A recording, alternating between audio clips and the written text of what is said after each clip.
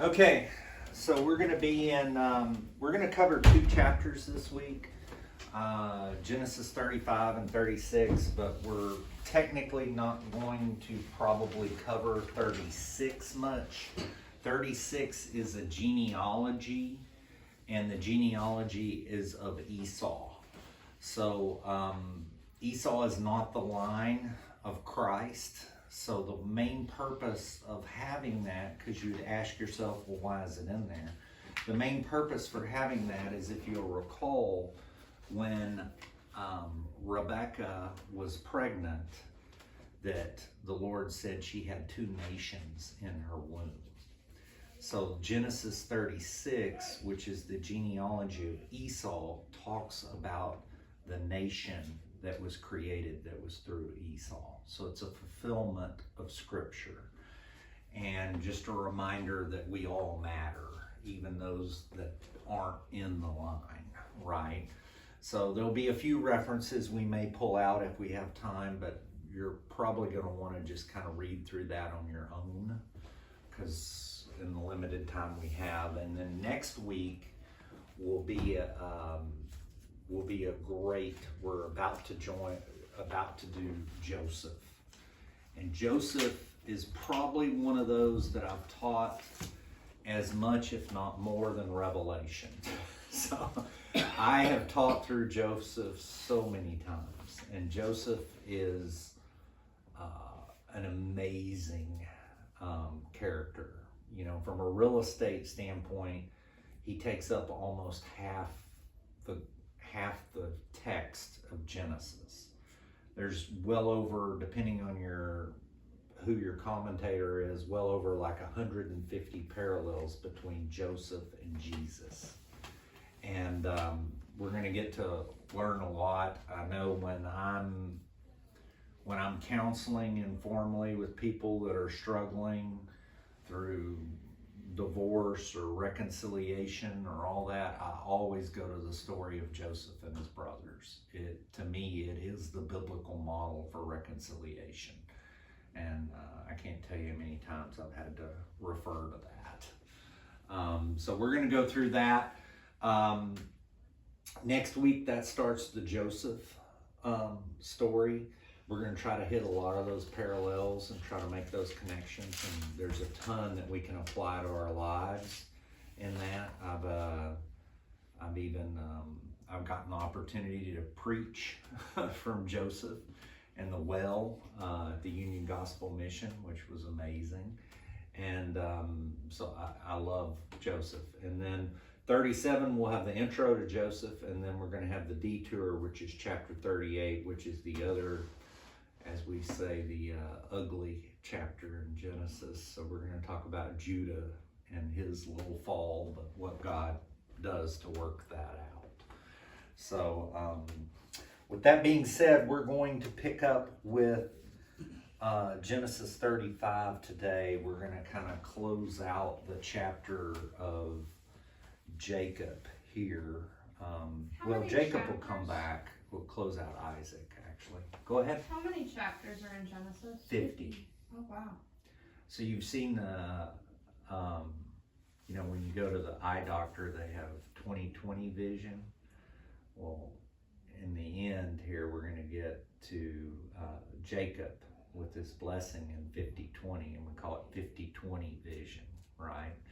So you've got this great verse that what God meant for evil, and it may have been actually Joseph talking, but what God meant for evil, or what the enemy meant for evil, God used for good, right? Which is 50/20.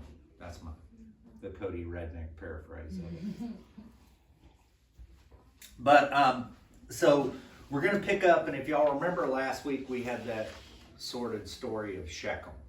So we're coming right off the heels of Shechem. And as you'll recall, Jacob was supposed to go all the way in to the promised land of Bethel. Bethel was where when he was running from his brother Esau, he had the dream, and then he set up the altar, negotiated with God, Remember, because he's the heel grabber, negotiating with God. If you'll just protect me and do this, then I'll even give you a tithe, God. And now he's coming back, and God's got to bring him back to that promise that he made, that vow he made with God. But before he can get to Bethel, he stops in Shechem. So there's two thoughts on this. Most of the commentators chide Jacob for stopping in Shechem. Like, if had you just gone on to Bethel, this wouldn't have happened. And McGee has a different point. McGee's point was Jacob had to stop in Shechem because God had some more work to do on Jacob to get the Panan, wherever he was, the Egypt out of him, right? Padam Aram. Padam Aram. Thank you, Mary Beth. To get that out of him, because he hung around too long with Laban, right? And he needed to work on them. So they had to go through Shechem. So the point here is, for us, you look at your times in your life when you've had really hard times, right? Sometimes God has to take you through that in order to prepare you to get to Bethel, because Bethel means the house of God, right? So when you are going through those hard times, he's chiseling and working on you, trying to get the world out of you. And, I look back on my life, I've gotten better. I praise God in the good times now. But if I'm honest, in the hard times, it's a little different. Like there's some urgency in my prayer and my time with God, right? When you're on your knees and you're in tears, the relationship is a little tighter, right? So he had to go through Shechem, is what McGee's point is. And to us, sometimes we'll know that the times that we had that were hard, we wouldn't be where we are today if we didn't have to go through those, right? Okay. With that being said, we're going to pick up. So they're going to leave Shechem. Can someone read the first 3 verses in chapter 35 there? Then God said to Jacob, "Arise, go up to Bethel and dwell there, and make an altar there to God, who appeared to you when you fled from the face of Esau, your brother." And Jacob said to his household and to all who were with him, "Put away the foreign gods that are among you. Purify yourselves and change your garments. Then let us arise and go up to Bethel, and I will make an altar there to God, who answered me in the day of my distress, and has been with me in the way which I have gone." Okay, understand the process here. So we know, well, we can only imagine there may have been more foreign gods, but we know for sure that Rachel had one, right? So Rachel stole the foreign god from Laban, and then Laban came mad searching for it, and then she sat on it and said, "Oh, Dad, I'm on my monthly cycle. Don't make me get up," right? And hid it from him, right? Which is a little bit of comedy that, the idol is under her when she's on that monthly cycle. So That negated it. yeah. But nonetheless, at this point, before they can go to the house of God, they've got to purify themselves. They've got to get away from these idols. Now today, we don't have idols like this, traditionally. Although there are some religions that still have them. They still have shrines with the little Buddhas and everything in their house and, all that. But generally speaking, the enemy doesn't work that way. The idols are anything you put between yourself and God. So our idols may be sports, it may be whatever. You look at your checkbook, you look at your time, you look at where your money's spent, and anything that you're putting between you and God is an idol. Okay? There's freedom in Christ. We can do all things right? But that doesn't mean that all things are good, right? So we just have to check ourselves and our motivations, right? Like the scripture says, money is a root of all evil, not the, right? So understanding your Bible, you know that words mean something and they're very important. A root to all evil.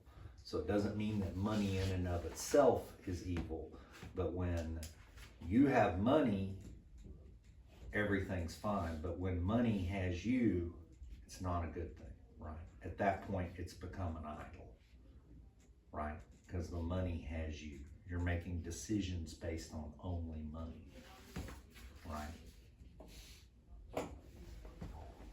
So, then they're going to purify themselves. They're going to change their garments. So, I'm sure this was both physical, but it's also spiritual, right? So when we got to Revelation, we were studying that, and we've got the story of the wedding that Jesus talks about in his parables, where, you know, the people in the day when they had a wedding and people would come in, people were poor for the most part, and they would come in from the fields and that type of thing, and they'd be honestly a little stinky and not best dressed, and it was a wedding, so whoever threw the wedding in that day would have garments. So you put a garment on over so that you'd be presentable at the wedding. So in Jesus's parable, where he talks about this, he talks about the person that comes in but refuses to wear the garment. And then he says that, you know, that person is cast out, where it'll be weeping and gnashing of teeth. So essentially hell, okay, because he refused to wear the garment. And you have to understand where this is coming from. It's coming from, my garments are good enough, right? But we're called to wear his garments. Our righteousness is filthy rags, right? So his garment, we have to be clothed in his garment. We already know even Jacob and them, right? We know their heart. They just went through Shechem. They just slaughtered people, right? Now they're going to put on garments. Well, their garments aren't good enough, right?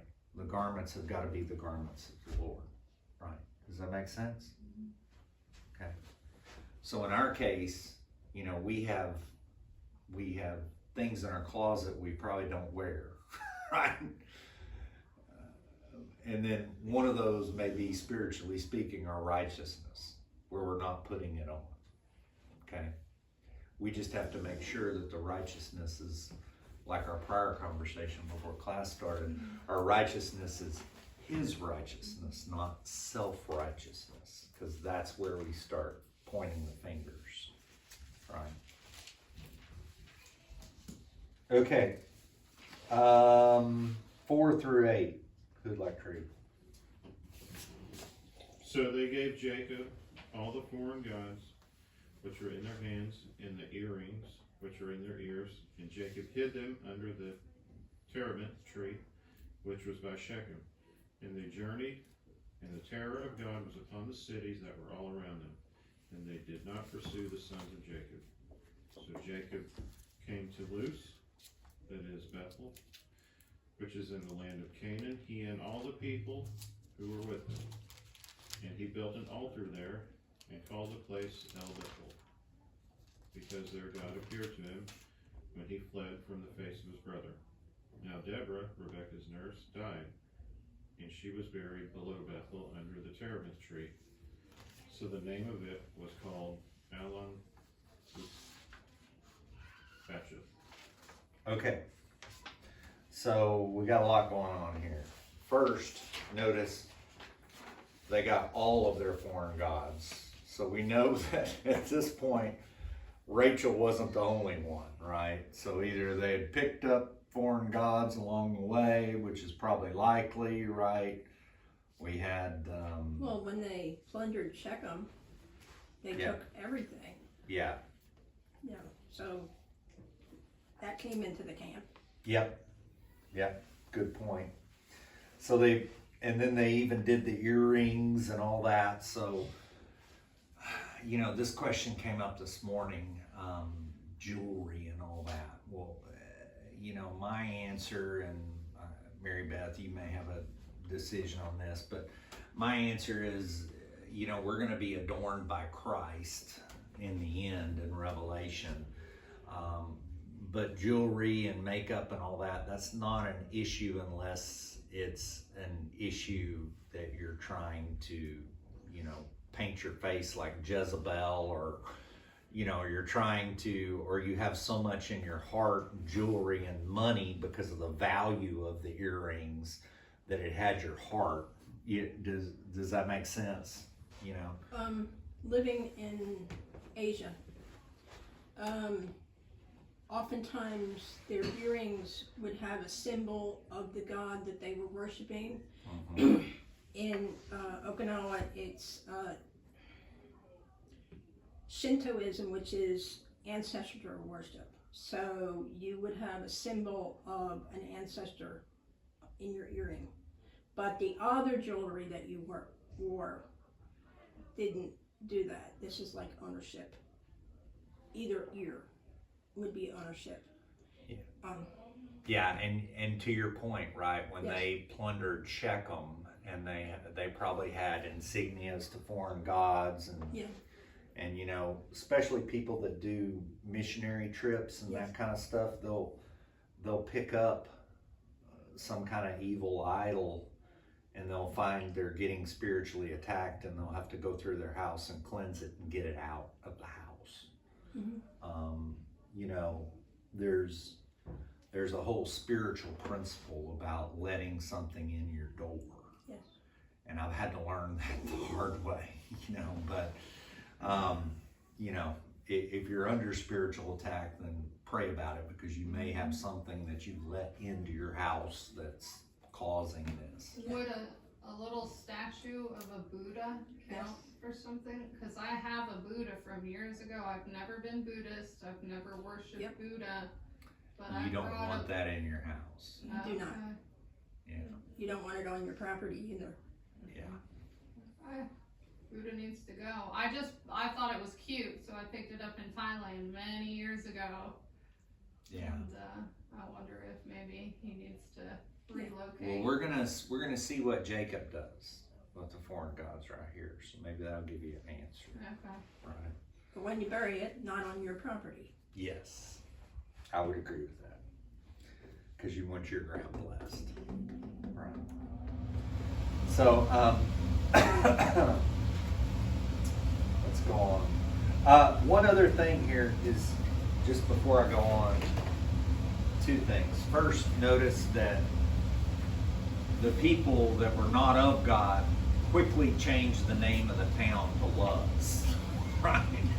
Instead of the house of God, right? So then Jacob comes back and he's changing it again. He's reclaiming it, okay? And then the other thing here is that he built an altar. So we talked about this when we were talking about Abraham and Isaac and what happens from generations, right? So we as parents, that's one of our concerns, right? So Abraham, when he went somewhere, he built the altar first, and then he dug the well and set up camp, right? Then in one generation, Isaac went somewhere, dug the well, then built the altar, right? And now we come to Jacob, the third generation, and this is the second altar recorded that he did, and both of them were in Bethel, right? So Jacob isn't even building altars, but now he's a changed man. So all of a sudden he is building altars just like his dad and grandfather, right? So one other thing, Deborah.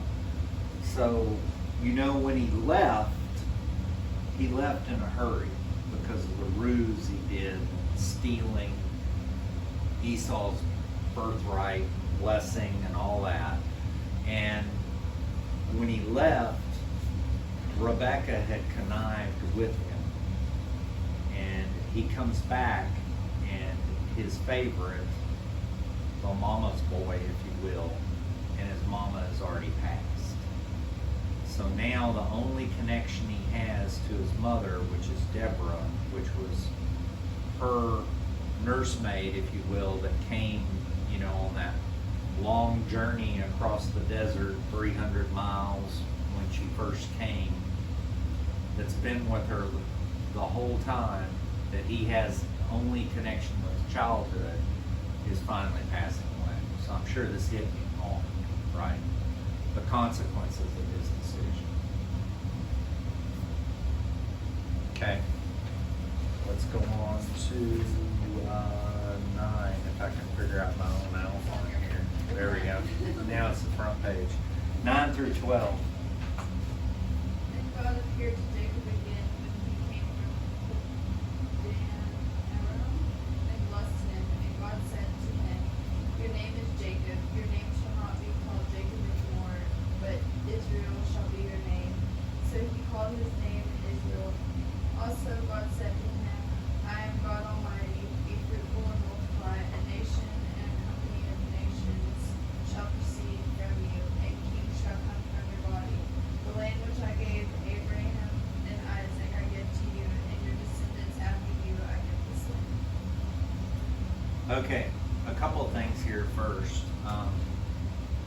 This is now the third time that he's reminded Jacob that he is the one that's got the covenant promise,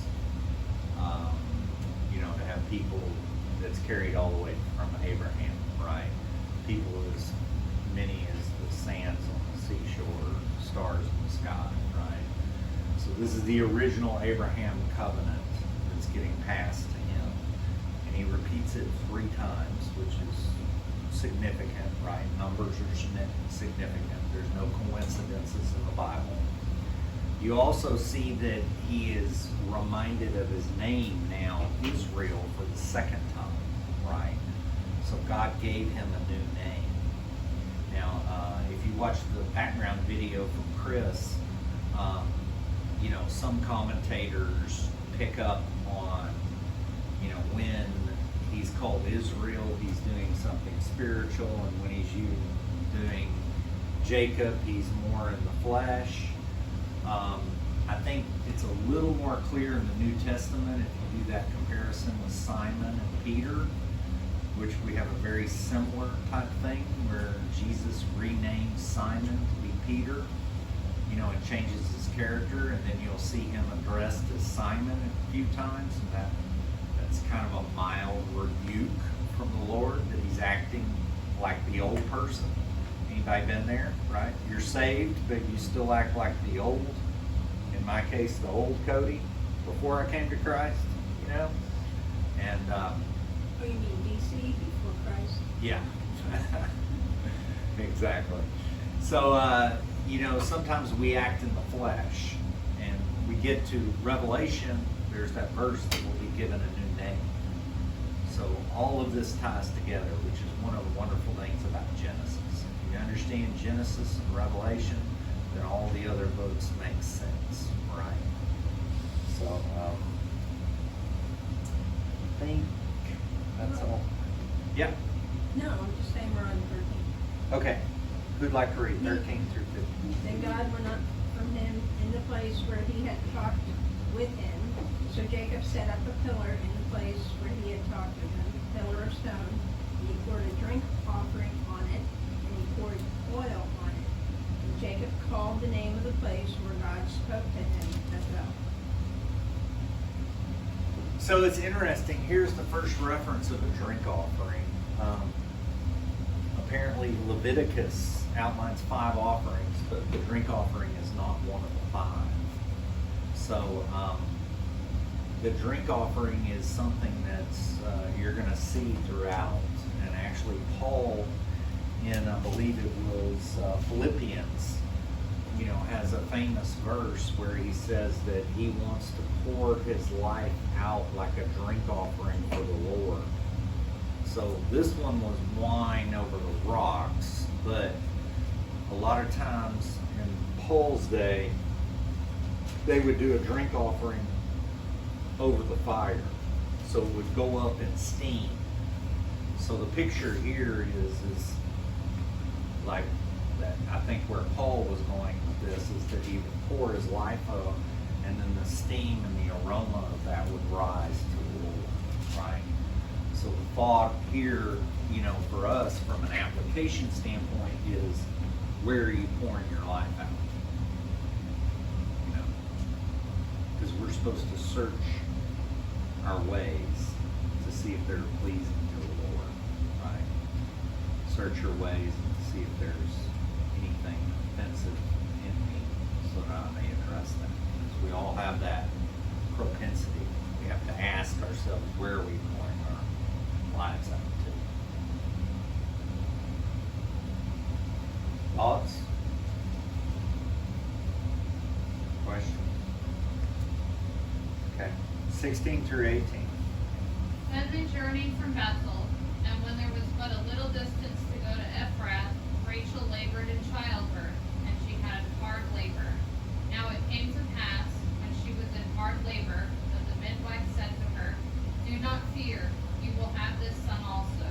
And so it was, as her soul was departing, for she died, that she called his name Ben-Oni, but his father called him Benjamin. Okay. So a couple of things here. First off, you'll recall we just talked about it, but you remember Rachel hid the idol, and right before that, Jacob had the curse. So he said, "Whoever stole the foreign god, may God strike them down."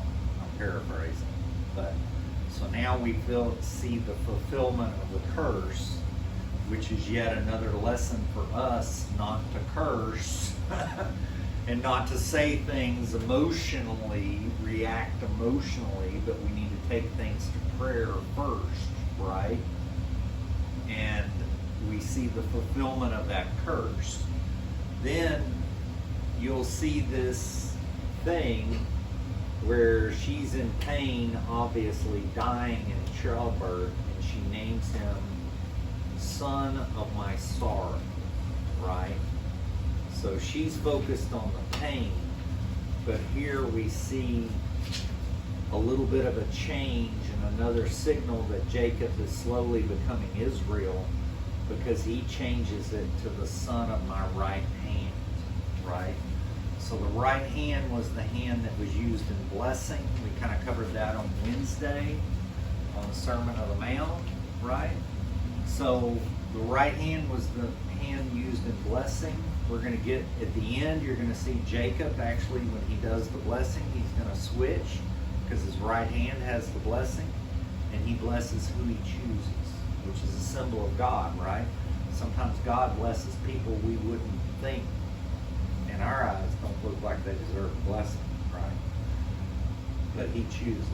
So, in the spite of his grief here that Jacob is going, which we titled this Jacob's Trouble, because think about it, he's having to face that he didn't get to see his mom, and his mom's dead, then his nursemaid, then he had to just go through Shechem with all that drama and the death there and the fear of all the people, and then he does the right thing and he gets the gods out, and you see instantly, as soon as he cleanses the gods out of that camp, then what happens? The fear falls on all the other people. You remember, he was terrified that the other people were going to gather together and kill them because of what they did in Shechem. Then he purges the evil, all the idols out of his camp, and the fear of God falls on everybody around, all of his enemies. So you see all this coming to pass, and the same favoritism that he experienced between Isaac and Rebekah. Isaac favoring Esau, Rebecca favoring Jacob. Now he comes down, and we're going to see that that carries on in his life, right? He favored his wife Rachel more than the other, than Leah, and then he favors Joseph, and now Benjamin more than the other 10 kids. So you're going to see that, right? McGee calls Benjamin like his walking stick, because remember, he's limping because of the hip. So he's going to lean on Benjamin as he walks. He's going to have all of his eggs in Benjamin. And God's going to correct, God's going to use even this bad way to get Jacob back to only having one wife, too. So don't miss that, right?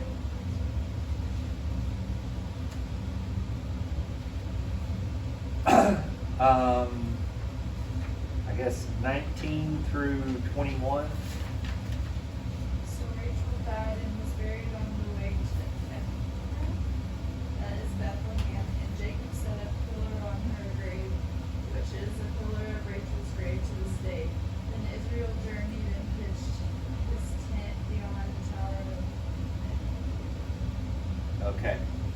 So, a couple of things here. Rachel is going to be buried separate in Bethlehem. Then Leah, his wife, will be buried with him in another place. Chris kind of did that background video. And Rachel, when we get to actually even Moses, right? It says Rachel weeps, because of all the babies that are killed in Moses' day. And then you're going to see that again in Jesus' day, right? When Rachel weeps in Bethlehem. So see the tie between Jesus being born in Bethlehem and Rachel weeping here. So you can see the tie here, and how the whole story fits together. So these come in context now that you have the background. If you study Genesis, all the other books make sense. Does that make sense? Okay. Let's go on to 25 through 27. You mean 23 to 27? Yeah. I'll do it. And it happened when Israel dwelt in that land, that Reuben went in and lay with Bilhah, his father's concubine, and Israel heard about it. Now the sons of Jacob were 12. The sons of Leah were Reuben, Jacob's firstborn, and Simeon, Levi, Judah, Issachar, and Zebulun. The sons of Rachel were Joseph and Benjamin. The sons of Bilhah were Rachel's maidservant were Dan and Naphtali. And the sons of Zilpah, Leah's maidservant, were Gad and Asher. These were the sons of Jacob, who were born to him in Padan Aram. Then Jacob came to his father Isaac at Mamre, or Kirjath Arba, that is Hebron, where Abraham and Isaac had dwelt.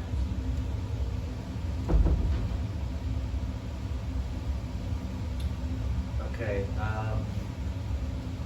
So here you're going to see an incident with Reuben, and like Chris had told us, the enemy is attacking the line of Christ.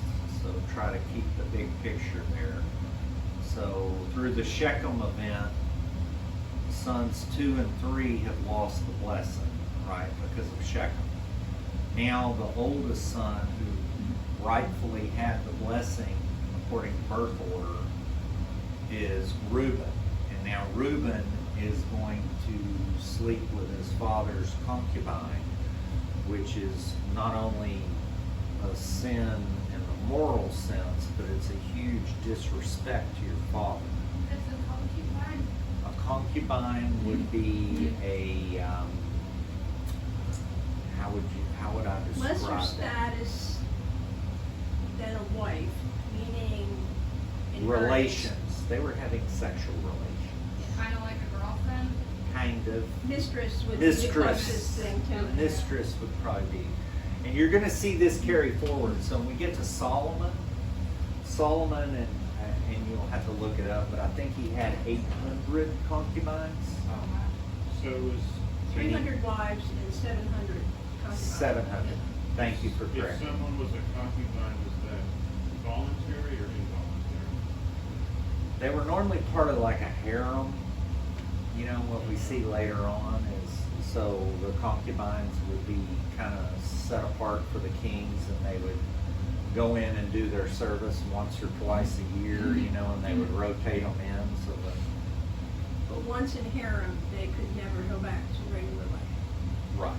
And they had a stipend, for their income, so that if the king died, they would not be destitute, and their children would be taken care of. So we end up, So it was kind of like a mutual agreement, like they get money for, I don't think it was mutual No. per se, but they were Okay. taken care of. okay. The business arrangement was not on their end. Um, But what you'll see later on is you'll see Esther actually in this position later on, you know, and God uses that to save his people.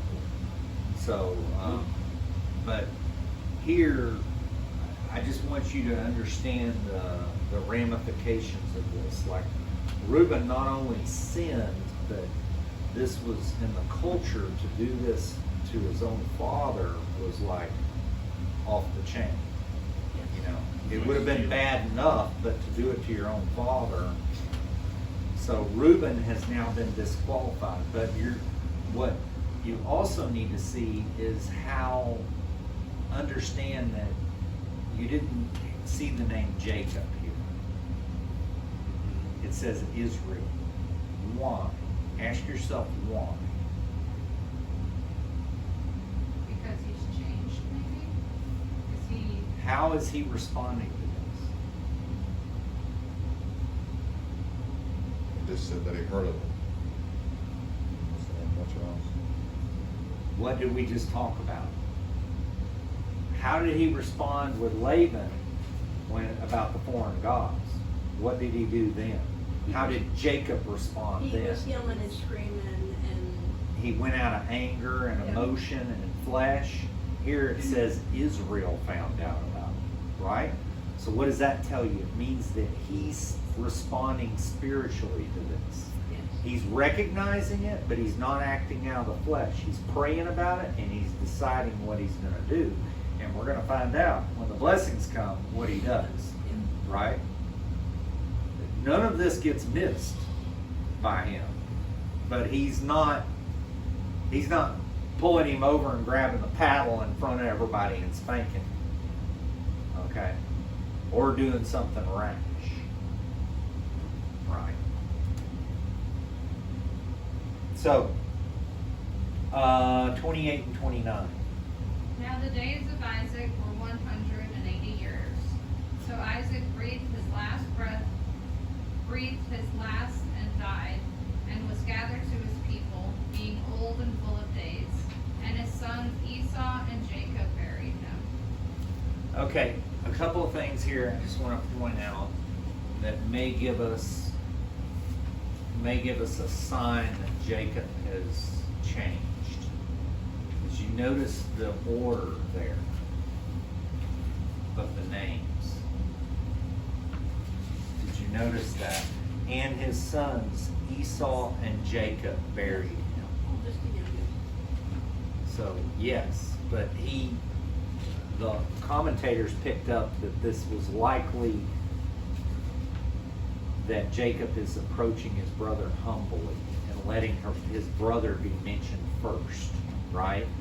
So you get this, Jacob had an ego the size of Texas when we started this, right? You know, and now all of a sudden he's a very different man.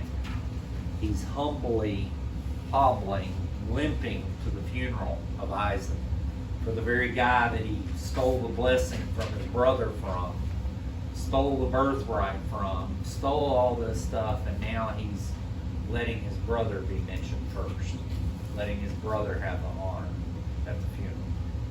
He's a changed man. not all the way. We're gonna see, kind of like us, right? So, what you're gonna, and then next week we're gonna get into Joseph. But I personally, as much as I love Joseph, I relate more to Jacob. Because Jacob is a screw up, right? And I can relate to that. Because I look at my life and I'm a screw up. I look at my parenting skills and I'm a screw up, right? But somehow or another, God uses all of that. You know? I mean, look at his kids. Murderers and adulterers and, you know, all this, and incest. But God uses it, right? So, to me, that's encouraging. We get to Joseph.